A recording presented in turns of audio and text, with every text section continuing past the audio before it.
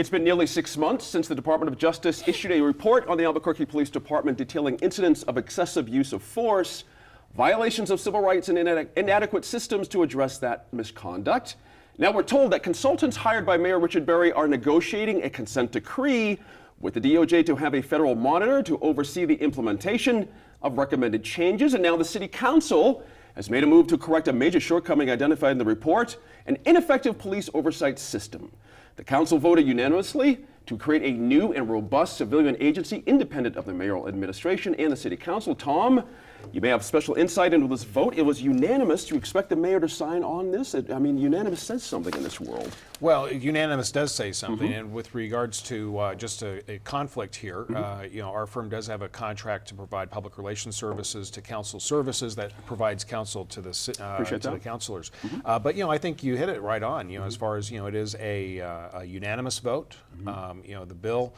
You got both Councilor Winter as well as Councilor Garduno agreeing on it. There were 17 different technical amendments, and so I think that this process is moving forward just as everybody had hoped. And to peel back for a second, Sophie, this is a big bone of contention for a lot of folks in this community. The idea that you do not have an appropriate say inside the system as a citizen. Yeah, I mean, I think it's an attempt to re-inject the citizen's voice into the APD structure. We had a form of oversight, but this was one of the things that the DOJ identified as a real problem, is that there was a citizen committee that just was not empowered enough, was not doing enough.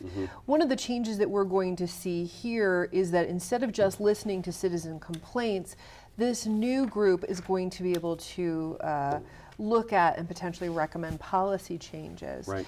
And I will say there is some concern though that they may not have the budget or the structure to take on both roles. And that's one of the issues that's coming out in criticism. Interesting, Laura Sanchez, another part of what Sophie's saying, the idea some places around the country, they have subpoena power. Commissions like this. And that makes a big difference in those cities. When folks know they can call people literally on the carpet. Do you anticipate something that... We don't even have that in the legislature. Right, well, that's a good point. That's a good point. A civilian oversight committee? Technically, you could exercise it in the legislature. There is anyway. There's only two examples. Let's not get into that. I think it would help a lot if they did institute that, if that was one of the changes. I think this is a good start. What I'm happy to hear about this is that they're actually taking the recommendations from DOJ and implementing them as best they can.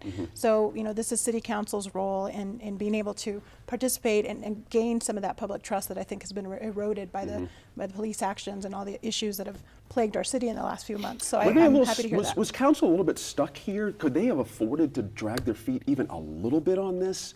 I mean, Tom's point's a good one. With 17 amendments, that's not usually council's MO, is to bust through all those amendments and come to a solution. But I think it's really good that they did, that they focused enough to be able to come together and find the common ground to be able to move forward on this. I mean, could they have? Of course, they could have delayed for another year if they wanted to, but it wouldn't have done a lot to help the situation. And I think that this shows that they're committed to this, that they're working together, that they're trying to figure out their differences, and they're trying to move the city forward. So it is a very positive step. Police oversight. Where does the citizen fit in your view here? How deep should our voice be in these kind of things? It's a tough question. I mean, there definitely has to be some.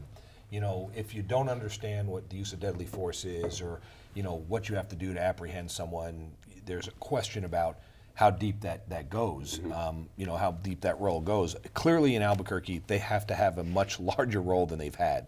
I mean, it's turning into a disaster in this community. I think the bigger question, my black helicopter hat is, it doesn't matter what the city council has done and what the mayor's done. You've got union negotiations coming up. What if the union contract says, we're not doing this? That's right. We're not going to be part of this. And if you want police officers working here, you're not going to have this. And if not, then we're all walking off the job, and we're not going to do this. And you're going to have to go find new police officers. So part of me says, is this kind of a move by the council and possibly the mayor, everybody say, politically we're doing the right thing, but then in 10 weeks from now in the back room say, well, the unions have said we can't do this. Do they start watering this stuff down? Do they start making changes based on those contracts? I think it's time.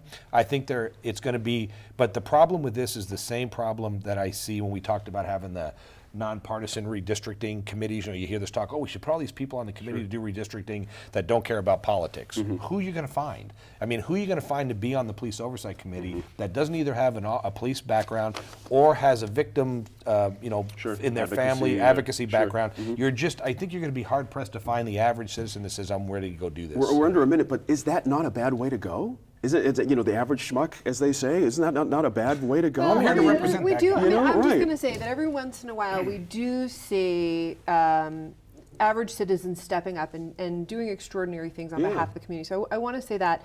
But I don't get the sense here that filling this commission is like filling a jury. Do you know what I mean? It's not like everybody who can't come up with an excuse ends up overseeing the police. There should be some expertise on that committee. There should be some experience on both sides if possible. And that balance, I think, will help to enrich the discussion that they have. What we can't afford to see is another group that kind of does nothing. Yeah. His That's award a shame. congratulates people, and that's kind of what the last group did. You know, congratulations on being Officer of the Month. That's a tough one. We need to fix that one. The citizen has to be involved. Remember, here, the so, union has you been know. very adamant that they don't believe these private oversight committees should have any ability to judge the police. That's been a huge bone of contention in Albuquerque for a while. We'll see how that plays out. Up next, we go on the clock with a host of issues. Stay with us.